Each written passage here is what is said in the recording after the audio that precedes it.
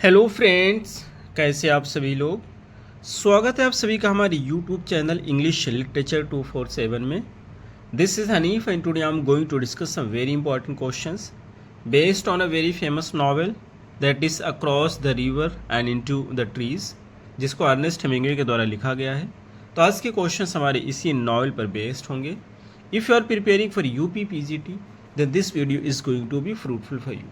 या आप किसी भी एग्ज़ाम की तैयारी कर रहे हैं जिसके सिलेबस में इस नॉवेल को रखा गया है, तो फिर ये वीडियो आपके लिए फ्रूटफुल होने वाली है। इससे पहले हमने कई सारी प्लेस को और नॉवेल्स को डिस्कस किया है। यदि आपने उन वीडियोस को नहीं देखी है तो आप प्ले लिस्ट में जाकर वहाँ से वॉच कर सकते हैं।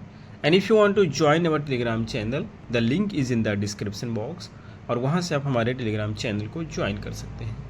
किसी भी एग्ज़ाम की कंप्लीट नोट्स के लिए आप मुझे व्हाट्सअप कर सकते हैं। नंबर आपको इस वीडियो के डिस्क्रिप्शन बॉक्स में मिल जाएगा। शुरू करते हैं अपने आज की इस वीडियो को। तो ये जो हमारी नॉवेल है across the river and into the trees, इसको लिखा गया अर्नेस्ट हेमिंग्वे के द्वारा। पब्लिश किया गया था 7 सितंबर 1950 में, और इसके पब्लिशर हैं चार्ल्स स्क्रिबनर्स सन्स। इसका जोनरा होता है ये वॉर नॉवेल है, रोमांस है, फिलोसफिकल फिक्शन को देखने को मिलेगा। इसकी setting post World War second Venice Italy में रखी गई है। इसकी जो नैरेटिव स्टाइल है flashback with the present tense dialogue and first person reflection है।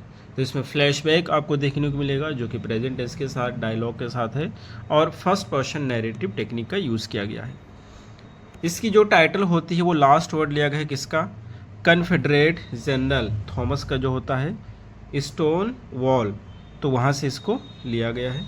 ये इसकी जो है टाइटल। इसमें कुछ इंपॉर्टेंट पॉइंट्स की हम और बात कर लेते हैं जो पॉइंट्स उसमें डिस्कस किया है। तो एक तो ये है कि he service in the world war first, ये जो है अर्नेस्ट हेमिंग्वे होते हैं, इनकी जो सर्विस होती है वर्ल्ड वार फर्स्ट में, जो कि इटालियन फ्रंट में होता है, उसको दिखाया गया है। उसका फ्लैशबैक आपको मिलेगा। सेकंड है his role in the world War second including experiences in Normandy and Paris, तो उनका जो एक्सपीरियंस था वर्ल्ड वार सेकंड में वो देखने को मिलेगा। और थर्ड है his deep passionate love affair with an 18 year old Venetian countess Renata, और दूसरा उनका जो लव अफेयर है एक 18 साल की लड़की के साथ जो कि वेनिस के रहने वाली है, जिसका नाम रेनेटा है। और रेनेटा की जो मीनिंग होती है रीबर्थ होता है। तो ये चीज़ें आपको इस नॉवल में देखने को मिलेंगी। अब हम चलते हैं MCQs पे। तो हमारा जो फर्स्ट क्वेश्चन है, when was across the river and into the trees first published as a book. ये जो नॉवेल है इसको फर्स्ट टाइम बुक के रूप में कब पब्लिश किया गया था, तो फर्स्ट का हमारा सही आंसर होता है C, 1950 में, यानी 7 सितंबर 1950 में। Next question is second, who was the publisher of the first edition. First edition का पब्लिशर कौन था। सेकेंड का हमारा सही आंसर होता है C, Charles Scribner's Sons. Next question is third, the novel was first serialised in which magazine. ये कहना चाहते हैं जो नॉवेल है हमारी, इसको सीरियल वाइज पब्लिश किया गया था, लेकिन किस मैगजीन में पब्लिश किया गया था। तो थर्ड का हमारा सही आंसर होता है B, यानी कि हार्पर्स बाजार, सॉरी थर्ड का हमारा B है, cosmopolitan. So B is the right answer. Next question is fourth, the serialisation of the novel ran from. Novel को जो सीरियल वाइज पब्लिश किया गया था तो कब से स्टार्ट हुआ था आपको बताना है। तो फोर्थ का हमारा सही आंसर होता है B, फरवरी टू जून 1950। 1950 में फरवरी से जून तक के इसकी जो है सीरियलाइजेशन चला था। Next question is 15, how many weeks did the novel spend at the top of the New York times bestseller. ये कहना चाहते हैं कितने सप्ताह तक, कितने वीक तक की जो नॉवेल थी और न्यूयॉर्क टाइम्स के बेस्ट सेलर के टॉप पे थी। तो 5 का हमारा सही आंसर होता है C, यानी कि 7 वीक्स तक। Next question is 6, who was the cover artist for the first edition. First edition का कवर आर्टिस्ट था कौन था, यानी कि जिसने इसकी कवर पेज रेडी किया था, जिसमें राइटर का नाम होता है, टाइटल होता है नॉवेल का। तो ये किसने प्रिपेयर किया था। तो 6 का हमारा सही आंसर होता है Adriana Ivancich. Next question is 7, Adriana inspired which character in the novel. ये जो एड्रियाना है इस नॉवल में किस कैरेक्टर को इंस्पायर किया है, मोटिवेट किया है। तो 7 का हमारा सही आंसर होता है रेनाटा, जो कि हीरोइन होती है नॉवेल की। Next question is 8, what illness does Colonel Cantwell suffer from. जो कर्नल कैंटेबल होते हैं, ये कर्नल है, कैंटेबल होते हैं वो किस बीमारी से सफ़र कर रहे होते हैं? तो 8th का हमारा सही आंसर होता है बी, टर्मिनल हार्ट डिजीज़, वो दिल का एक बीमारी होती है। Next question is 9, which of these real historical figures is coated at the end of the novel? ये कहना चाहते हैं कौन सा रियल हिस्टोरिकल फिगर है जिसको नॉवल के एंड में कोट किया गया है? तो 9 का हमारा सही आंसर होता है B, Stonewall Jackson. Next question is 10, what was the critical reaction to the novel upon release? जब नॉवल को रिलीज़ किया गया था तो लोग का क्रिटिकल रिएक्शन कैसा था, यानी किस तरह से क्रिटिसाइज किए थे? तो जो क्रिटिसिज्म था वो पॉजिटिव था या नेगेटिव था, आपको बताना है। तो 10 का हमारा सही आंसर होता है बी, मोस्टली नेगेटिव। वो जो कैसा था, नेगेटिव उसका पॉइंट ऑफ व्यू था या क्रिटिसिज्म था। Next question is 11th, what is the full name of the novels protagonist? Novel का जो प्रोटैगनिस्ट है उसका फुल नेम क्या है? तो 11 का हमारा सही आंसर होता है B, Colonel Richard Cantwell. Next question is 12, what is the name of Cantwell's young lover? ये कहना चाहते हैं कैंटेबल की जो प्रेमिका होती है उसका नाम क्या होता है? तो 12 का हमारा सही आंसर होता है सी, यानी कि रेनाटा, जो कि 18 ईयर्स की होती है और एक प्रिंसेस होती है वेनिस की। Next question is 13, what nickname does Cantwell use for Renata? Renata के लिए कौन सा निकनेम यूज करता है कैंटेबल? तो 13 का हमारा सही आंसर होता है बी, यानी डॉटर कह करके पुकारता है। Next question is 14, what is Renata's social status? Renata का सोशल स्टेटस क्या होता है? तो 14 का हमारा सही आंसर होता है बी, काउंटेस, यानी कि एक प्रिंसेस होती है, शहजादी होती है। Next question is 15, how old is Renata? Renata की एज क्या है आपको बताना है। तो 15 का हमारा सही आंसर होता है बी, यानी कि 18 ईयर्स की होती है। Next question is 16, who is the character expected to marry Renata after the colonel's death? Colonel की मौत के बाद में कौन सा कैरेक्टर होता है जिसको उम्मीद की जाती है कि वो रेनेटा से शादी करेगा? तो 16 का हमारा सही आंसर होता है A, Alvarito. Next question is 17, what does the colonel call the man who drives him during his final days? ये कहना चाहते हैं कि उस जो कर्नल होता है उस मैन को क्या कह के पुकारता है जो इससे फाइनल डेज में उसको बैठा करके ड्राइव करता है? तो 17 का हमारा सही आंसर होता है बी, यानी कि ड्राइवर बोलता है। Next question is 18th, what military rank did Cantwell once hold before being demoted to colonel? ये कहना चाहते हैं कौन सा मिलिट्री रैंक होता है जो होल्ड करता है कर्नल उसको डिमोट करने से पहले, यानी उसको डिमोट करके कर्नल बनाया गया था। तो कर्नल से पहले किस पोस्ट पे था वो? तो 18 का हमारा सही आंसर होता है बी, यानी ब्रिगेडियर जनरल था वो।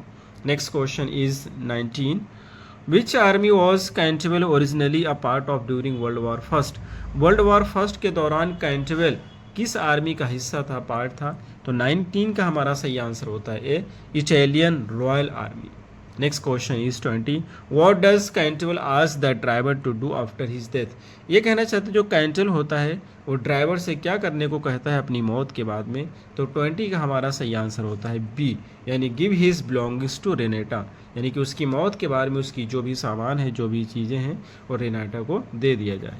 Next question is 21, the novels title symbolise? Novel की टाइटल किस चीज़ को सिम्बोलाइज करती है?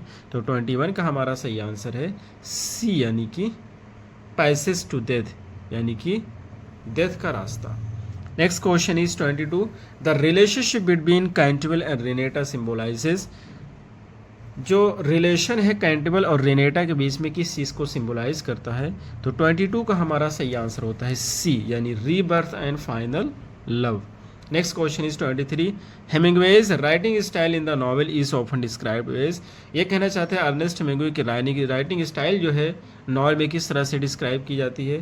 तो 23 का हमारा सही आंसर होता है सी, यानी कि आइसबर्ग थ्योरी, यानी कि ये जो होते हैं बहुत ही कॉमन चीज़ें होती हैं उसको मेंशन नहीं करते हैं, तो इस वजह से आइसबर्ग थ्योरी कहते हैं कि जो आइसबर्ग होता है उसका एक हिस्सा ऊपर होता है और 9 हिस्सा जो होता है नीचे होता है। Next question is 24, the colonel's reflection on war service to? ये कहना चाहते हैं कर्नल की जो थॉट होती है वॉर को लेकर के वो किस तरह से है? तो 24 का हमारा सही आंसर होता है सी, यानी कि क्रिटिक वॉर्स इमोशनल कॉस्ट, यानी कि जो वॉर की जो इमोशनल कॉस्ट है उसको लेकर के वो क्रिटिसाइज करते हैं। Next question is 25, Renata's name literally means? ये जो रेनेटा है उसका मतलब क्या होता है आपको बताना है। तो 25 का हमारा सही आंसर होता है B, reborn. Next question is 26. What literary device does Hemingway use to structure much of the novel? कौन से लिटरेरी डिवाइस का प्रयोग करते हैं अर्नेस्ट हेमिंग्वे अपने नॉवेल को स्ट्रक्चर करने के लिए?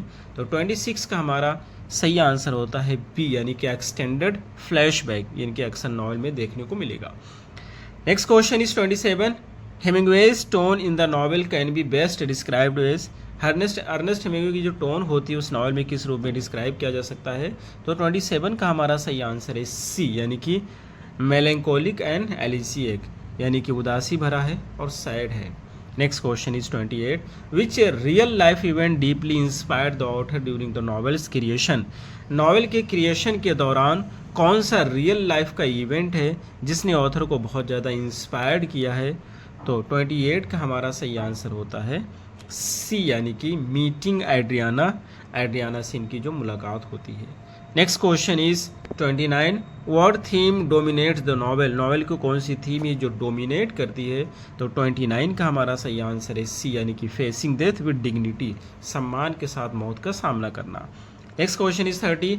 The relationship between Cantwell and Renata mirrors the theme of? ये कहना चाहते हैं जो रिलेशनशिप होता है कैंटेबल के और रिनेटा के बीच में, ये किस थीम का मिरर का काम करता है? तो 30 का हमारा सही आंसर है सी, यानी कि ageing versus youth. Next question is 31. What is Hemingway's narrative strategy in the novel? इस नॉवेल में अर्नेस्ट हेमिंग्वे की जो नैरेटिव स्ट्रेटजी हो किस तरह से जाना जाता है? तो 31 का हमारा सही आंसर होता है बी, यानी iceberg theory. Next question is 32. Which author and work are frequently compared with his novel? कौन सा ऑथर होता है जिसके वर्क को इस नॉवेल से कंपेयर किया जाता है? तो 32 का हमारा सही आंसर है बी, थॉमस मैन का death in Venice. Next question is 33. The colonel represents? Colonel किस चीज़ को रिप्रेजेंट करता है? तो 33 का हमारा सही आंसर होता है सी, यानी कि अ डिसइल्यूशन्ड सोल्जर फेसिंग मोर्टिलिटी, एक भ्रमित सोल्जर है जो कि मोर्टिलिटी को, डेथ को फेस कर रहा है। Next question is 34. हेमिंग्वे से saw the novel as a? Hemingway ने नॉवेल को किस रूप में देखा था? तो 34 का हमारा सही आंसर होता है सी, यानी personal and emotional confession. Next question is 35. What is a unique aspect of dialogue in the novel? इस नॉवेल में डायलॉग का यूनिक एस्पेक्ट क्या है, पहलू क्या है? तो 35 का हमारा सही आंसर होता है सी, यानी often remains in present tense despite flashback. Flashback इसमें दिखाया लेकिन फिर भी क्या होता है, ये प्रेजेंट टेंस में नॉवेल रहती है, तो ये इसका यूनिक एस्पेक्ट है डिस्क्रिप्शन का। Next question is 36. What real event is subtly referenced as Renata's trauma? ये कहना चाहते हैं कौन से रियल लाइफ इवेंट होता है जिसका रेफरेंस यहाँ पर दिया गया है रेनाटा के ट्रामा को एक्सप्रेस करने के लिए? तो 36 का हमारा सही आंसर होता है ए, यानी कि her father's murder and loss of home. Next question is 37. Which Hemingway biographer called the book a lyric poetical novel? ये कहना चाहता है अर्नेस्ट हेमिंग्वे को कौन सा बायोग्राफर, राइटर बायोग्राफर, यानी कि जो बायोग्राफी लिखते हैं वो कौन सा व्यक्ति है जिसने बुक को कहा है कि लिरिक पोएटिकल नॉवेल? तो 37 का हमारा सही आंसर होता है ए, यानी कि कार्लोस बेकर।